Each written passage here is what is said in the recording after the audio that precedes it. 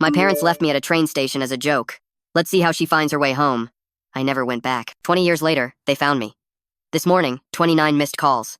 I'm Emma Hayes, 32, a graphic designer in Chicago. This morning, my phone lit up. 29 missed calls from an unknown number. Immediately, I was transported back to being 12 years old, standing alone at Union Station, watching my parents drive away laughing. Let's see how she finds her way home, my mother had shouted. That day changed everything. Through years of therapy, I built a new life far from the people who abandoned me. I never went back. Until now, they found me. Before I tell you how my parents abandoned me and how I rebuilt my life, growing up in Riverside, Ohio was like living in two different worlds.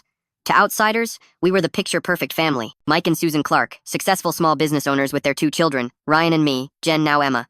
But behind closed doors, our home was an unpredictable minefield. My father Mike owned the largest hardware store in town. He was well respected by everyone, known for his booming laugh and generous donations to local causes. My mother Susan ran a small bakery famous for her apple pies that won the county fair blue ribbon 3 years in a row. They seemed like the ideal American couple to everyone else. But the Mike and Susan I knew were different people entirely. Dad's friendly demeanor would transform the moment he stepped through our front door. His drinking started around dinner time and escalated throughout the evening. A bad day at the store meant walking on eggshells at home. Mom, rather than protecting us, became his most loyal enabler, always making excuses. Your father worked so hard for this family, or he just needs to blow off some steam. Their parenting philosophy revolved around what they called tough love, which was really just cruelty disguised as discipline. This included what they considered teaching moments that most would recognize as emotional abuse. When I was 7, they left me at a grocery store for over an hour because I had asked for candy. Maybe now you'll learn not to be so greedy, Mom had said when they finally returned, finding me crying by the customer service desk. The store manager had been about to call the police. My older brother Ryan, 4 years my senior, had it differently. He was the golden child who could do no wrong, star quarterback, straight A student, and Dad's fishing buddy. While I received criticism for a 97% on a math test, what happened to the other 3%? Ryan would be praised for a B+. I became the family's scapegoat. If anything went wrong, it was somehow my fault. Dinner was cold. I must have distracted Mom while she was cooking. Dad had a bad day at work, probably because he was up late helping me with homework. The psychological burden was crushing for a child. My 11th birthday particularly stands out. Mom had promised a small party with a few friends. I'd been excited all week, even helping her bake cupcakes the night before. The morning of my birthday, they told me we were going to Cedar Point instead. I was disappointed but tried not to show it. They drove for nearly 90 minutes, pulled into the parking lot, handed me $25 and said, "Have fun. We'll pick you up at 5 p.m. I spent my birthday alone, too scared to go on any rides, sitting on a bench near the entrance, watching other families laugh together. They picked me up at 7 p.m., not 5 p.m., finding me terrified and in tears. "Just teaching you to be independent," Dad had laughed. "Besides, we had to pick up your cake. There was no cake at home. No presents either." When I started crying, they called me ungrateful. These jokes and lessons happened regularly throughout my childhood. I developed coping mechanisms, staying quiet, trying to be invisible, spending time at friends' houses whenever possible, and losing myself in art. Drawing became my escape. On paper, I could create worlds where adults were kind and children felt safe. The day before the train station incident remains crystal clear in my memory. I had received my report card and was proud of straight A's except for 1 A- in science. To most parents, this would be cause for celebration. To mine, it was unacceptable. "An A-?" Dad had bellowed, waving the report card. "What's wrong with you? Are you getting lazy?" Ryan never got A-. "I tried really hard," I'd whispered.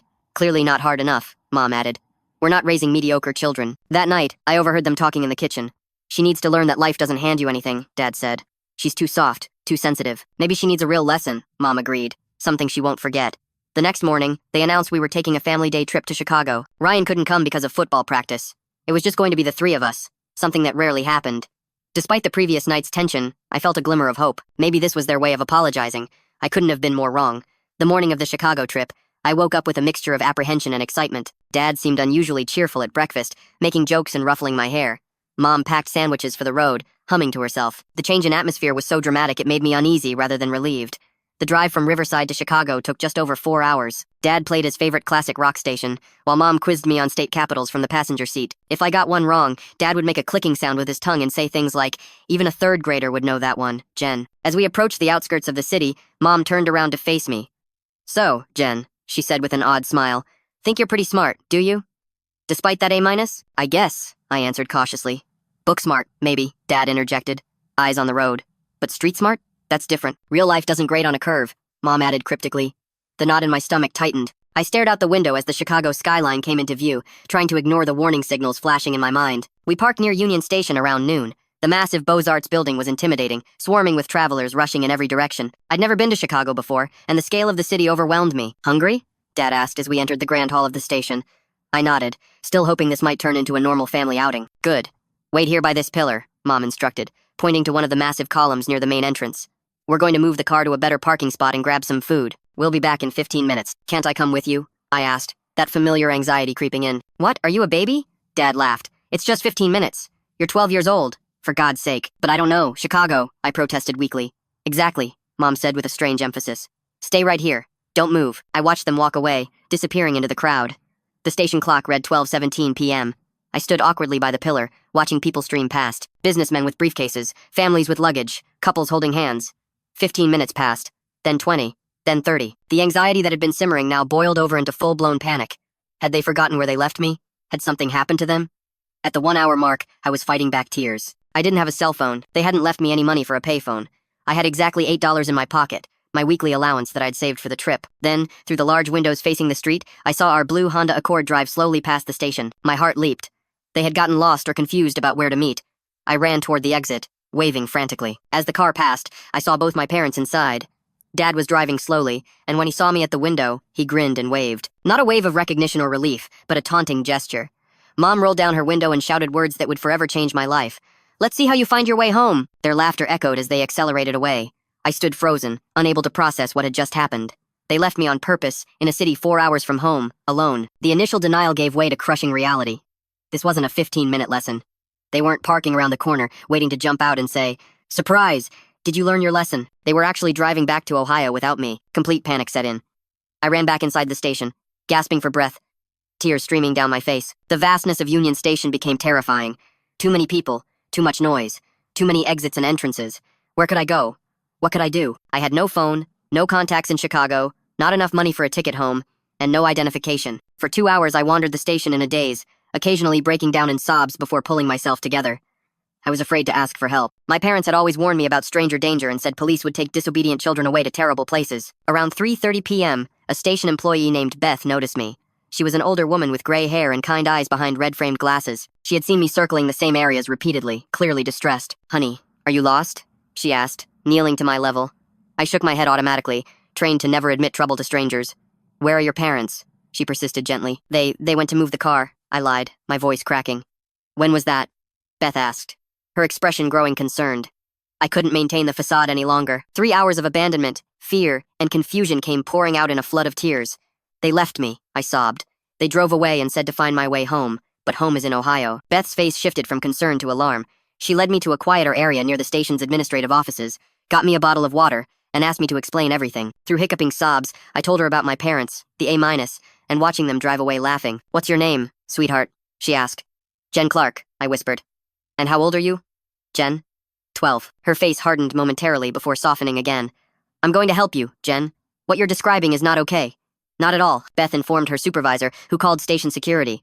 A kind security officer named Marcus took over, asking me more questions about my parents, our address, and phone number. I could see the adults exchanging glances over my head, their expressions grim. "We need to call the police," Marcus finally said. "What your parents did is abandonment. It's against the law." And that was how, at 4:45 p.m. on a Saturday afternoon, I found myself sitting in a small office at Union Station, watching Officer Lisa Martinez file a report about my abandonment. My whole body felt numb. This couldn't be real. Parents don't just leave their children in strange cities. But mine had. The fluorescent lights of the Chicago Police Department's 1st District station buzzed overhead as I sat wrapped in a borrowed blanket, though it wasn't cold. Officer Martinez had brought me here after taking my statement at Union Station. She'd been kind but professional, documenting everything with a seriousness that made the reality of my situation sink in deeper. "We've tried calling your home number twice," she informed me, setting down a cup of hot chocolate. "No answer yet." My stomach twisted. "Maybe they're still driving back," I suggested weakly. The drive to Riverside would take over 4 hours. A small, desperate part of me still hoped this was just an extreme lesson, that they'd turn around halfway home once they felt I'd been scared enough. "Maybe," Officer Martinez replied, but her tone suggested she thought otherwise. The police station was nothing like I'd imagined. There were no bars or cells visible from where I sat, just desks, computers, and phones. Still, the knowledge that I was in a police station because my own parents had abandoned me was overwhelming. "Jen," a new voice called. A woman in her 40s with curly brown hair approached, carrying a file folder.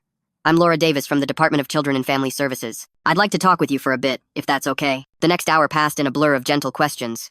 Had my parents done anything like this before? Yes, but never this extreme. Did they ever hit me? No, not physically. Did I feel safe at home? I hesitated too long before answering, which was answer enough. "What's going to happen to me tonight?" I finally asked, my voice small. Laura explained that since they couldn't reach my parents, I would be placed in emergency foster care until the situation could be sorted out. The words foster care sent a chill through me. I'd heard stories about foster homes, none of them good. We have a wonderful emergency placement family, Laura assured me, seeming to read my thoughts. The Williams family has worked with us for years. They have a daughter about your age. By 9 p.m., I was sitting at the Williams dining table, picking at a plate of spaghetti I couldn't eat. Kate and Robert Williams were trying their best to make me comfortable, but nothing felt real. Their daughter Amy showed me to the guest room, awkwardly offering to lend me pajamas and a toothbrush. Your parents will probably come get you tomorrow, she said, trying to be helpful. I nodded, not believing it. I didn't sleep that night. I lay awake staring at the unfamiliar ceiling, replaying the image of my parents driving away laughing. What kind of parents did that? What had I done to deserve it? The next morning, after a breakfast I barely touched, Laura Davis returned. Her expression told me everything I needed to know before she spoke. We reached your parents late last night, she said carefully. Are they coming to get me? I asked, already knowing the answer. Not yet, Laura replied. They said they were teaching you a lesson about independence and problem solving. Hot tears sprang to my eyes. They claimed they planned to call the station after a few hours to check on you, but things escalated when authorities became involved. Translation: they hadn't planned to call anyone. They'd expected me to panic, maybe cry, and then what? Magically find my way home with no money, no phone, and no ID? Your brother Ryan confirmed you were expected home yesterday evening, Laura continued. He was surprised when his parents returned without you. A fresh wave of betrayal washed over me, so Ryan hadn't been in on it. Small comfort. What happens now? I asked. We've arranged a meeting at our office tomorrow.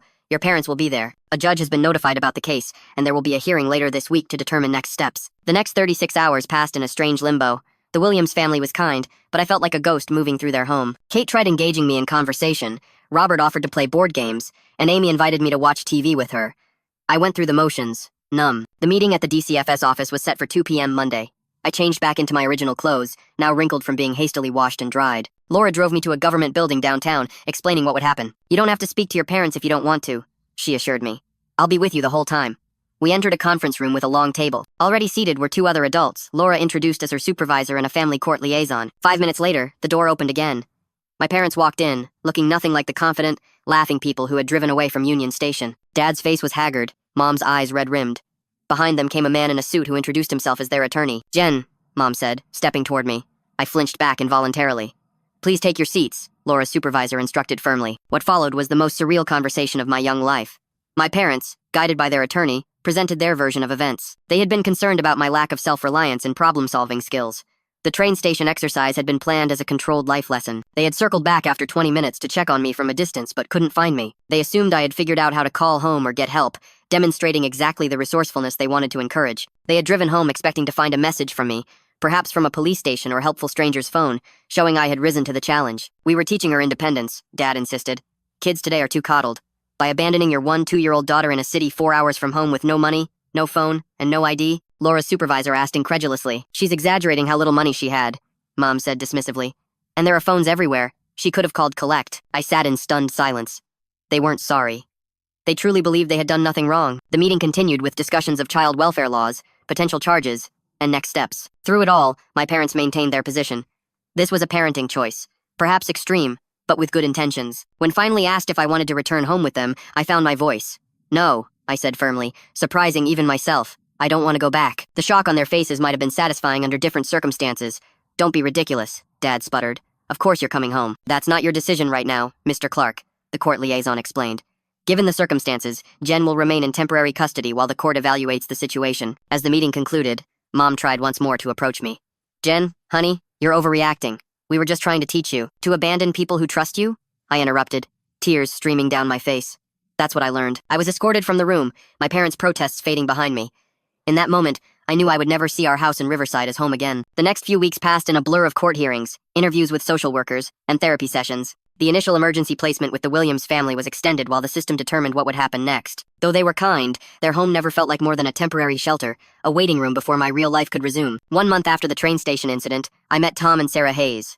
They arrived at the DCFS office on a Tuesday afternoon, both in their early 40s with warm smiles that reached their eyes. Tom taught high school art, and Sarah was a pediatric nurse. They had no biological children but had been foster parents for over a decade. We believe every child deserves safety, respect, and room to grow, Sarah explained during our first meeting, supervised by Grace Chen, my newly assigned social worker. No pressure to talk about anything until you're ready, Tom added.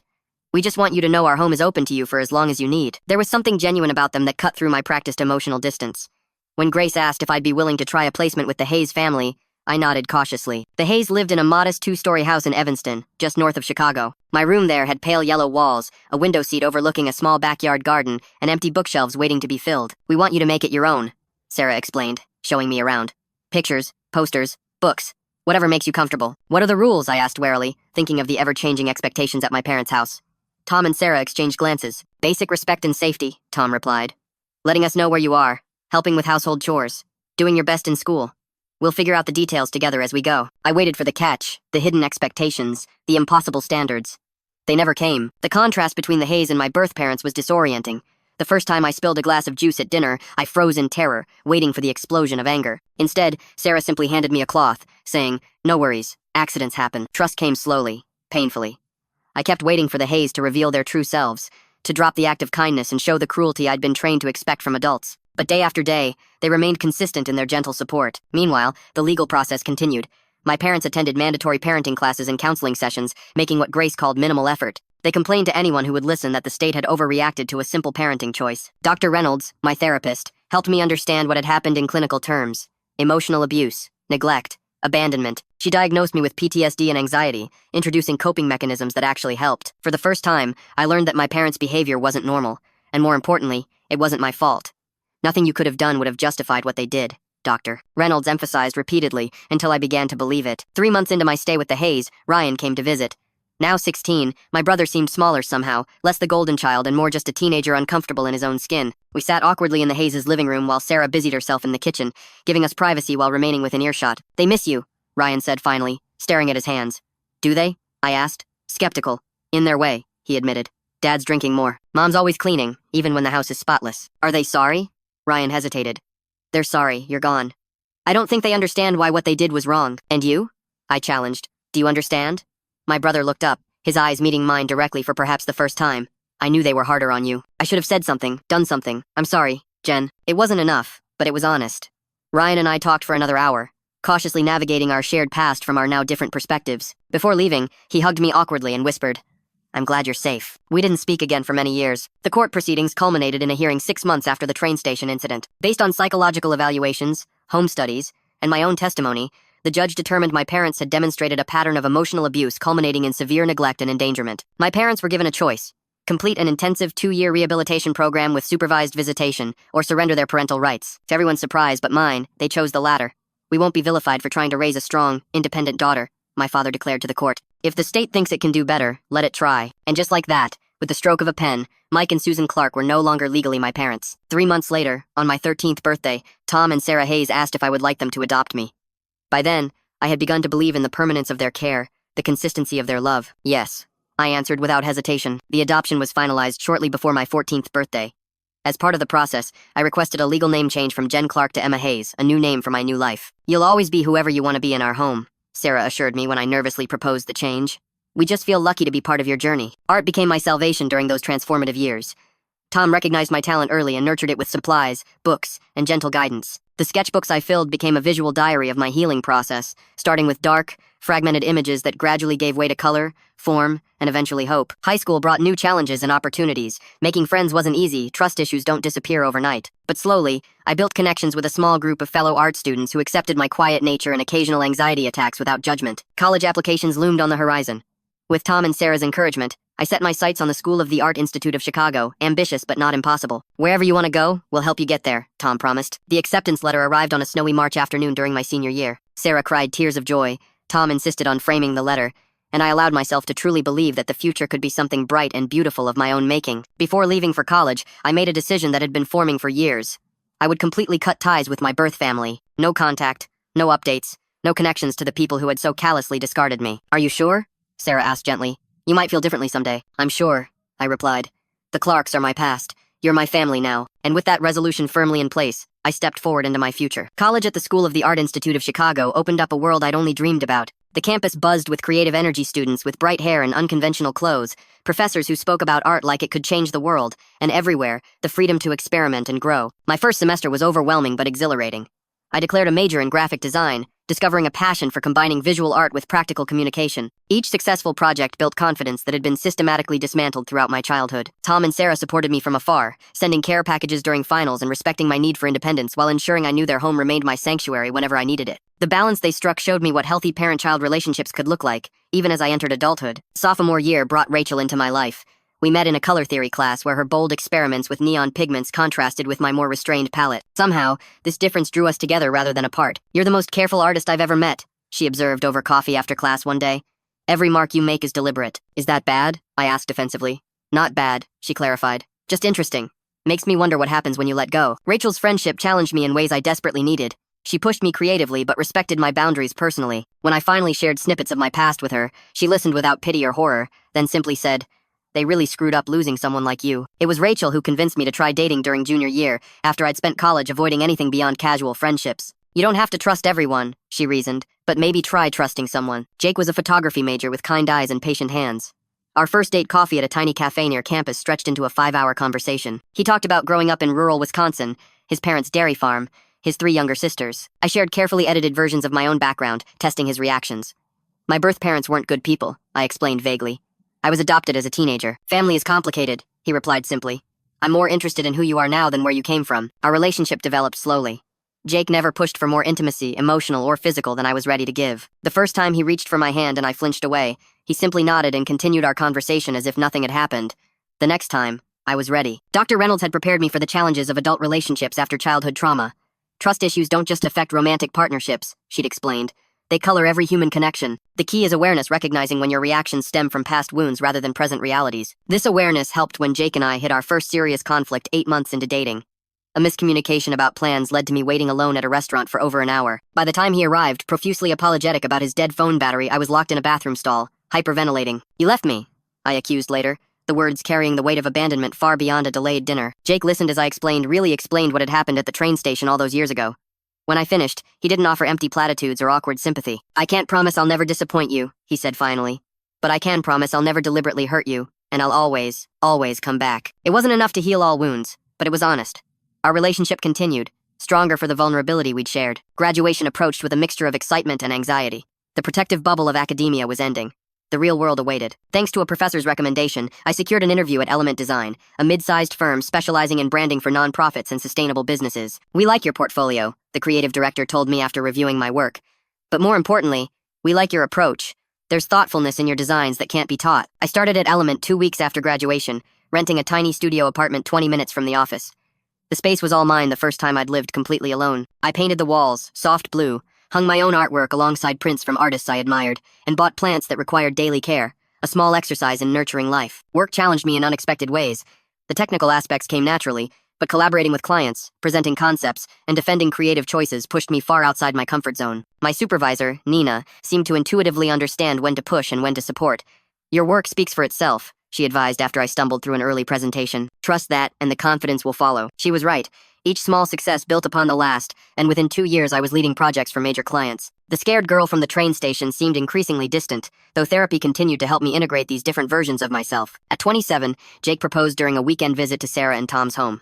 He'd asked their blessing first, not out of old-fashioned protocol, but recognizing their centrality in my life. We married in a small ceremony the following spring, with Rachel as my maid of honor and Tom walking me down the aisle. "You've built something beautiful," Sarah whispered during our mother-daughter dance, a tradition we'd both insisted on maintaining despite our non-traditional relationship. "We built it together," I corrected, embracing the woman who had shown me what motherhood should be. Around this time, my birth parents made their first attempt to contact me. A Facebook message from Susan appeared one ordinary Tuesday. "Jen, we've been thinking about you. Would love to reconnect. Dad and I are still in Riverside." I stared at the message for hours before showing it to Jake, then Dr. Reynolds. With their support, I made the decision to maintain the boundaries I'd established years before. I blocked the account without responding, then did the same when similar messages appeared on Instagram and LinkedIn in the following months. The intrusions disturbed me, but I refused to let them derail the life I'd worked so hard to build. Instead, I channeled the complicated emotions into a new venture.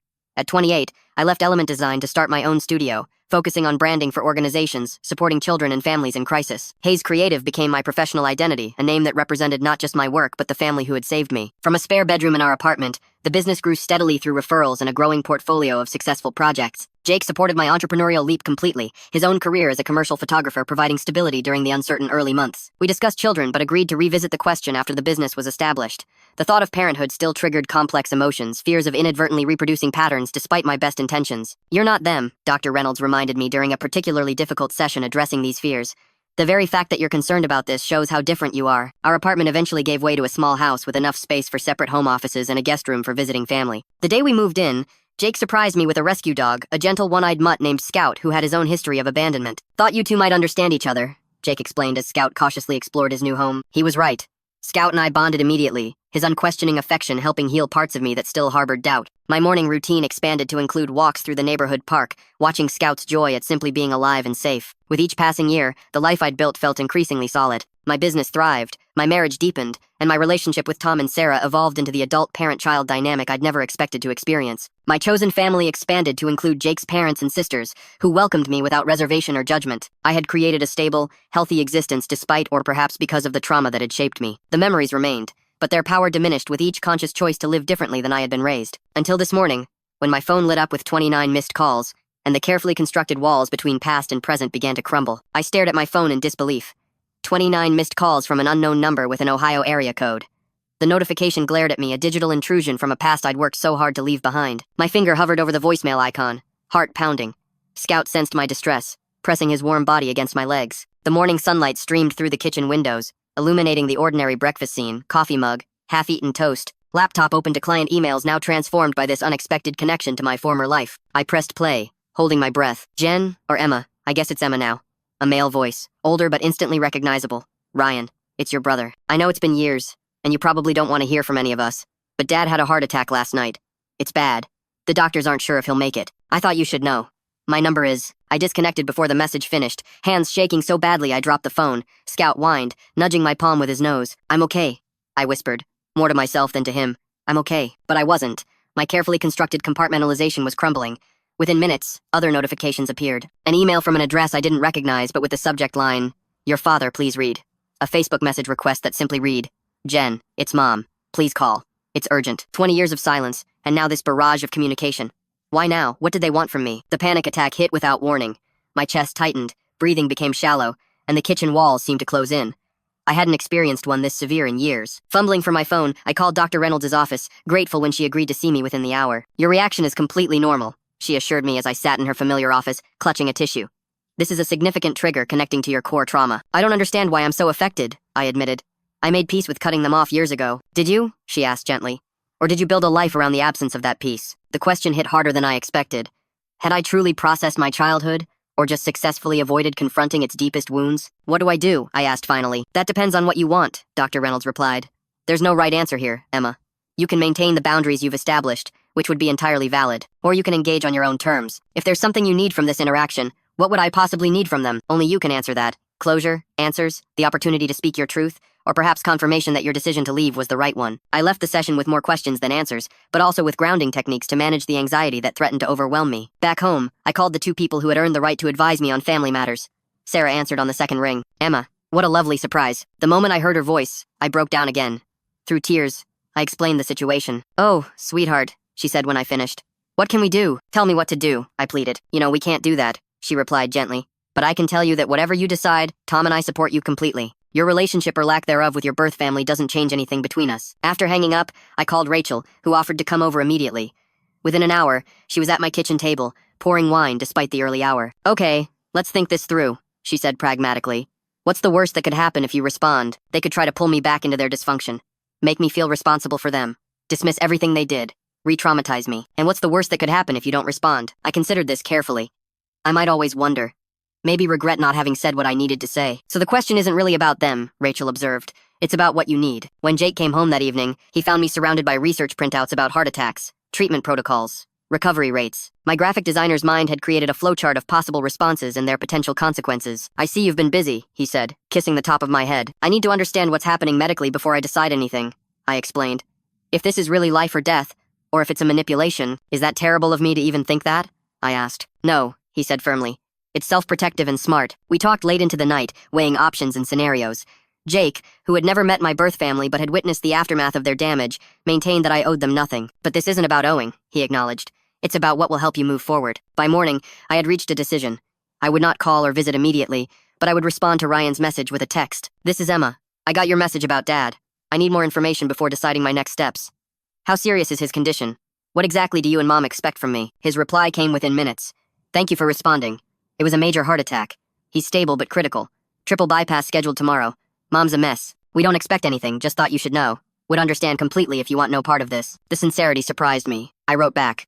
I need time to think. We'll be in touch. Over the next 3 days, I engaged in intense self-reflection, spoke with Dr. Reynolds again, and ultimately made my decision. I would meet with Ryan and only Ryan at a neutral location to get a clearer picture of the situation before considering any contact with my parents. We arranged to meet at a coffee shop halfway between our locations. Seeing my brother after 20 years was surreal. The teenager I remembered was now a middle-aged man with thinning hair and glasses, dressed in a rumpled button-down shirt and khakis. "Emma," he said, standing awkwardly as I approached his table. "Thank you for coming." I nodded, not quite ready for pleasantries. "You look great," he offered. "Really great." "Tell me about Dad," I said, getting straight to the point. Ryan sighed, seeming relieved to focus on facts rather than emotions. Triple bypass was successful, but there were complications. He's still in ICU. The doctors are cautiously optimistic, but at 70, with his history. What history? High blood pressure, high cholesterol, still drinks too much, Ryan explained. He retired 5 years ago when his heart problems started. Sold the hardware store. I absorbed this information, trying to reconcile the larger-than-life figure from my childhood with this aging, failing man. And Mom? Falling apart, basically. They've been married 47 years. For better or worse, they're completely dependent on each other. Are you close to them? I asked, genuinely curious about the life that had continued in my absence. Ryan hesitated. Yes and no. I live about an hour away. See them monthly. Nancy, my wife, isn't their biggest fan, so we keep some distance. Why not? Another hesitation. After you left, things changed. Or maybe I just started seeing more clearly. They never really took responsibility for what happened with you. There were a lot of stories they told to themselves, to family, to everyone. But over time, especially after having my own kids, I couldn't keep pretending. What did they tell people about me? I asked, both dreading and needing to know. At first, that you were staying with friends in Chicago for school opportunities. Later, that you'd become rebellious and cut contact despite their best efforts. Most people believed them. They were good at presenting themselves as victims. The familiar anger rose in my chest. And you let them? Yes, he admitted quietly. For years I did. I was 18, heading to college. It was easier to accept their version than confront what really happened. I'm not proud of that. His honesty disarmed me slightly. Why are you reaching out now, after all this time? Just because Dad is sick? Partly, Ryan acknowledged. But also because my daughter Lily is 12 now, the age you were when it happened. Watching her grow up has made everything so much clearer. The thought of anyone doing to her what they did to you. He shook his head, unable to finish. We talked for nearly 2 hours. Ryan filled in the 20-year gap, telling me about his life as an accountant, his wife Nancy, their 2 children. He answered my questions about our parents with painful honesty, neither defending their actions nor exaggerating their faults. Have they ever expressed genuine remorse? I asked finally. Not regret that I left, but actual understanding of what they did wrong? In moments, Ryan replied. Dad has said things when drinking that he went too far, that he wishes things had been different. Mom still struggles more with taking responsibility. But they've both asked about you over the years. They keep a photo of you, your high school photo from before, on their mantle. The image disturbed me. My younger self preserved in their home like a memorial, while the person I'd become remained unknown to them. Would you consider visiting Dad in the hospital? Ryan asked eventually. You wouldn't have to talk to him if he's awake. And I can make sure Mom isn't there if you prefer. I considered the request carefully. I need to think about it. Of course, he nodded. And Emma? Whatever you decide is okay. You don't owe any of us anything. As we parted, Ryan hesitantly offered his hand. I took it briefly, this physical connection to my past, both strange and significant. That night, I discussed everything with Jake, who supported my inclination to see my father while maintaining strict boundaries. Just remember, he cautioned, you're not that powerless 1-2-year-old anymore. You're visiting on your terms. You can leave any time. The next morning, I called Dr. Reynolds and asked if she would accompany me to the hospital, not as my therapist specifically, but as a support person who understood the complexity of the situation. She agreed immediately. This is an opportunity to engage with your past from a position of strength, she observed.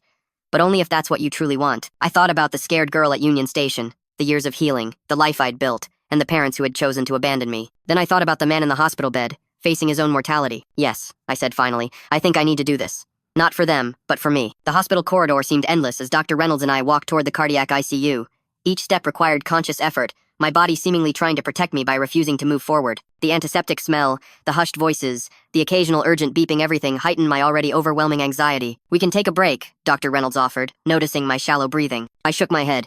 If I stop, I might not start again. Ryan waited at the ICU entrance, relief visible on his face when he saw us. Thank you for coming, he said quietly. Dad's awake but tired from physical therapy. Mom's at the cafeteria. I made sure to schedule this when she'd be away, as you requested. And she agreed to that? I asked skeptically. Not exactly, Ryan admitted. I told her I needed time alone with Dad to discuss insurance matters. His discomfort with the deception was obvious. I introduced Dr. Reynolds simply as a friend, and Ryan didn't question her presence. As we approached my father's room, he touched my arm lightly. Just so you're prepared, he looks different. Older, obviously. And the surgery, I nodded, bracing myself. Nothing could have fully prepared me for the sight of Mike Clark, once so imposing in my childhood memories, now diminished in a hospital bed surrounded by monitoring equipment. Tubes and wires connected to his pale body, a nasal cannula delivering oxygen, his chest covered by a hospital gown but clearly bandaged beneath. His eyes were closed when we entered, but they fluttered open at the sound of footsteps. For a moment, there was no recognition in his gaze as he looked at me. Then his eyes widened, lips parting in shock. "Jen," he whispered, voice raspy. "It's Emma now," I corrected automatically. "Emma," he repeated, as if testing the unfamiliar name. "You came." I remained near the doorway, unable to approach closer. Yes, the silence stretched between us, 20 years of absence compressed into the small space of his hospital room. What does one say to a parent who abandoned you? To a daughter who never came back? "You look like your mother," he finally said. "I look like Sarah Hayes," I replied firmly. "My adoptive mother." His face tightened briefly, then relaxed into resignation. "Of course. I deserved that." Dr. Reynolds stood slightly behind me, her presence grounding. Ryan hovered awkwardly near his father's bed, clearly uncertain of his role in this reunion. "Why did you want to see me?" I asked directly, needing to establish control of the conversation. Mike seemed taken aback by the question. "You're my daughter." "I was your daughter," I corrected. "Until you decided a 1-2-year-old needed to find her own way home from Chicago." He flinched visibly. "We made a mistake. A terrible mistake. A mistake is forgetting to pick someone up. A mistake is being late. What you and Mom did was deliberate cruelty disguised as parenting." My voice remained steady, surprising me with its strength. Years of therapy had prepared me for this moment, though I'd never expected it to come. "You're right," Mike said quietly. "There's no excuse. I've had a lot of time to think, especially since." He gestured weakly at the medical equipment surrounding him. "When you're facing the end, you see things differently." "Are you dying?" I asked bluntly. "Not immediately, they tell me. But this was a warning shot." He attempted a weak smile that didn't reach his eyes. "Makes a man reflect on his regrets." "And I'm a regret?" "What we did to you is my biggest regret," he clarified. "Not you. Never you." It was the closest thing to an apology I'd heard from either parent, but it felt insufficient against the magnitude of their actions and the years of trauma that followed. The conversation was interrupted by a commotion at the door. Susan Clark stood frozen in the entrance, coffee cup in hand, staring at me as if seeing a ghost. "Jen," she breathed. "It's Emma," Ryan corrected quickly. I turned to face the woman who had given birth to me, then laughingly abandoned me. At 67, she was still carefully put together colored hair, applied makeup even in these circumstances, tailored clothes despite the hospital setting. Only her eyes betrayed her age and the stress of her husband's condition. "I told you I'd arrange a different time," Ryan said apologetically to me. "It's fine," I replied, though it wasn't. Having both parents present at once hadn't been part of my carefully constructed plan. Susan moved toward me as if to embrace me, but stopped when I instinctively stepped back. Her hands fluttered awkwardly before dropping to her sides. "You're so beautiful," she said, eyes filling with tears. "All grown up." I remained silent, unprepared for this additional confrontation. "I've thought about you every day," she continued. "Wondered where you were, if you were happy, if you ever thought about us." "Susan," Mike warned weakly from his bed. "Give her space." The irony of Mike Clark advocating for boundaries was not lost on me. "I need some air," I announced abruptly, turning toward the door. Dr. Reynolds immediately moved to accompany me. "Please don't leave," Susan called after me. "Please. We've missed you so much." I paused in the doorway, turning back to face both my birth parents. "You missed me? You abandoned me in a strange city when I was 12 years old. You drove away laughing while I watched. You surrendered your parental rights rather than admit what you did was wrong. And now, 20 years later, you want to talk about missing me?" The words poured out years of unexpressed anger, finally finding voice. Susan flinched as if physically struck. "We were terrible parents," she admitted, tears now flowing freely. "We didn't know how to love you properly." "That's not an excuse," I replied. "Millions of people figure out how to parent without abandoning their children." "You're right," Mike interjected from his bed. "There is no excuse. We failed you completely." The simple acknowledgement, devoid of justification, momentarily disarmed me. This was what I had needed to hear 20 years ago, not explanations or defenses, but simple accountability. "I didn't come here for apologies," I said finally. "I came to see for myself that the people who had such power over me are just that, people. Flawed, aging, ordinary people who made unforgivable choices." "Is there any chance?" Susan began. "No," I interrupted. "There's no chance of reconciliation, if that's what you're asking. That opportunity ended the moment you drove away from Union Station. What I can offer is closure for all of us." I looked directly at Mike in his hospital bed. "I hope you recover fully from your surgery. I don't wish either of you ill, but I need you to understand that I am not Jen Clark anymore. I haven't been for 20 years. I'm Emma Hayes. I have wonderful adoptive parents, a loving husband, a successful career, and a life built far away from the damage you caused." My voice remained steady as I continued. "I don't hate you anymore, that's taken years of work. But I don't forgive you either, and I don't want you in my life. Any contact should go through Ryan first, and I reserve the right to ignore it completely." The finality of my statement hung in the air. Susan sobbed quietly while Mike closed his eyes, a single tear tracking down his weathered cheek. "We understand," he said finally. Dr. Reynolds and I left shortly after, the confrontation having exhausted me emotionally. In the hospital parking lot, I stopped and took a deep breath of fresh air, feeling lighter than I had in years. "You did beautifully," Dr. Reynolds observed. "How are you feeling?" "Like I finally got to be the adult in the room with them," I replied. "Like I took back some of the power they had over me for so long." Over the next few days, I processed the hospital encounter through additional therapy sessions and long conversations with Jake, Sarah, and Tom.